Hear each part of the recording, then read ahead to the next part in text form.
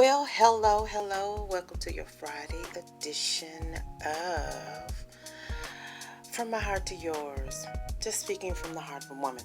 Now, last week I was a little excited and so full of what I had endured and talked about, and nevertheless, I forgot to introduce myself. So let me introduce myself to you. Welcome to my YouTube channel. Um, I'm on chapter 53. For those who know me, those who don't know me, I am Robin D. Baker, and I have a Master's of Science in Psychology and Leadership Development. I am an adjunct professor. I am a trained tax preparer. I am a life coach and a mentor. I am a self-published author. I am a mom. I am a sister. I am a friend. I'm a daughter. I just got back from a quick trip to Little Rock, Arkansas with my mom because she wanted me to go. Be her traveling partner.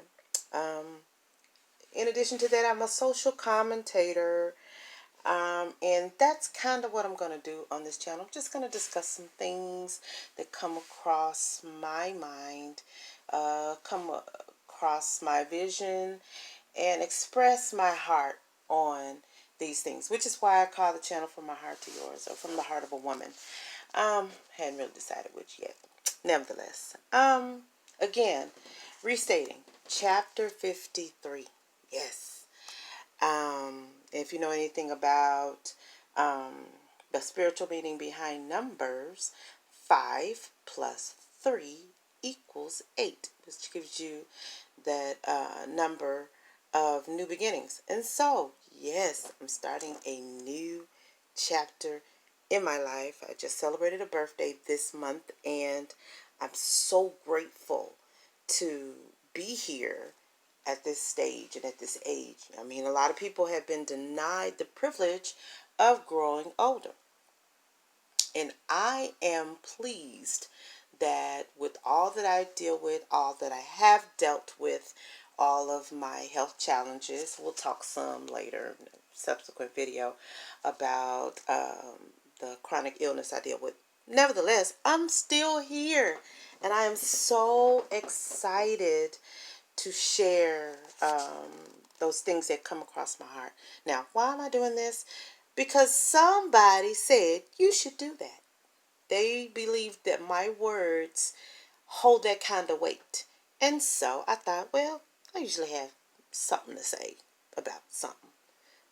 And mind is full. My mom used to call me a wealth of useless knowledge. But guess what? I get to speak before students on a regular basis using this knowledge. And so here I am to help encourage, admonish, and add some comic relief to this journey that we call life. And so, yeah, sometimes things just strike me as funny.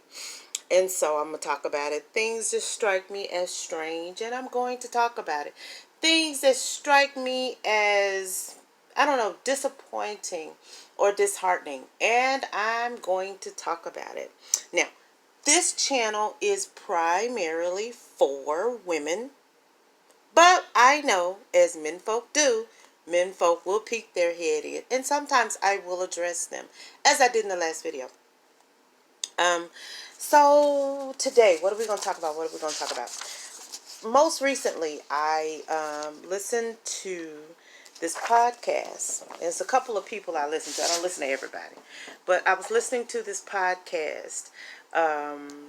This young lady from Atlanta who formerly was a matchmaker, celebrity matchmaker, I think, or high class matchmaker.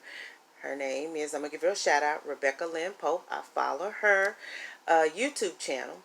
And she was talking about how in her business of doing matchmaking, how sometimes women leave really, really, really good men on the shelf. because of their grocery list.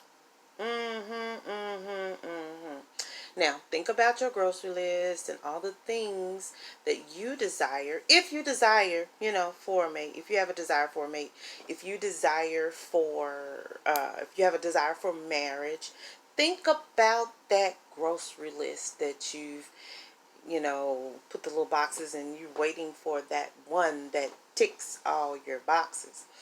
She was saying that a lot of times the women have I want to use the word the word she used was unrealistic expectations. 6 foot, well, over 6 foot, 6'5", 6'6", 6-figure, 7-figure income. It's got to be this build.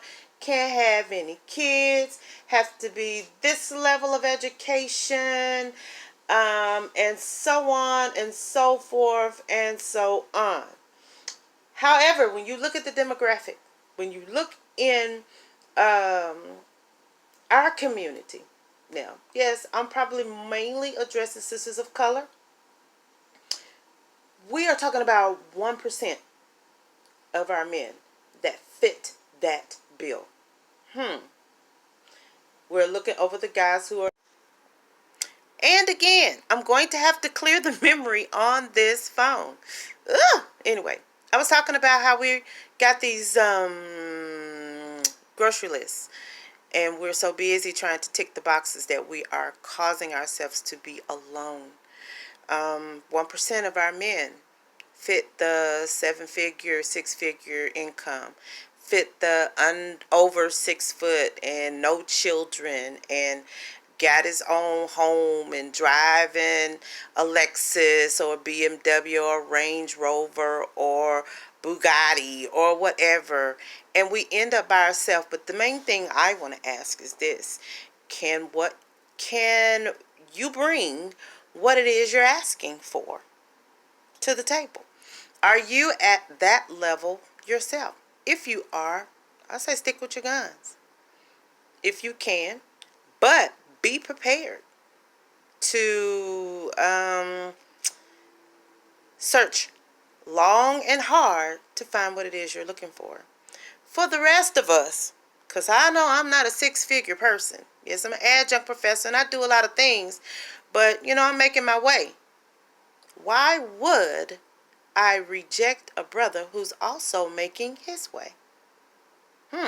Something to think about. I just felt led today to admonish us to look at our standards, look at our expectations, and then measure ourselves by our expectations. Why do I say that? Because according to the scripture, and I'm not going to quote it verbatim, but it says the same judgments that you mete out will be met out to you. So the measuring stick that you're using to measure these otherwise loving, loyal, faithful men who bring something to the table, you're going to be measured by it too. Those that are being excluded based on your measuring stick, will you be excluded if you put yourself up to your measuring stick?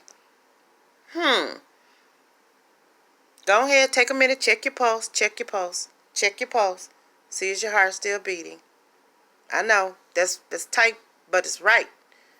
We need to look at ourselves and we need to look at these expectations. Now, I'm not telling you to lower your standards to be with someone who's a liar, who's a cheater, who takes from you, who cannot build you up, let alone build himself. I'm not telling you to settle for less than what God's standard is when it comes to a man. However, I am admonishing us to look at our standards and see those places where they're realistic and where they're not. Just a little food for thought for today. Now, I'm going to go finish up some dinner and get ready for the Sabbath. Yes, I am a Sabbath observer.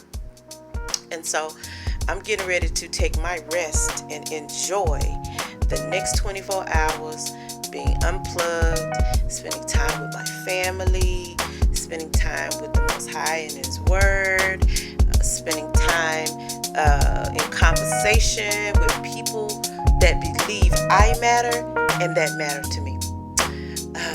Nevertheless, I just wanted to stop by. And again, welcome to my channel. Hope you heard something that you deemed helpful. God bless.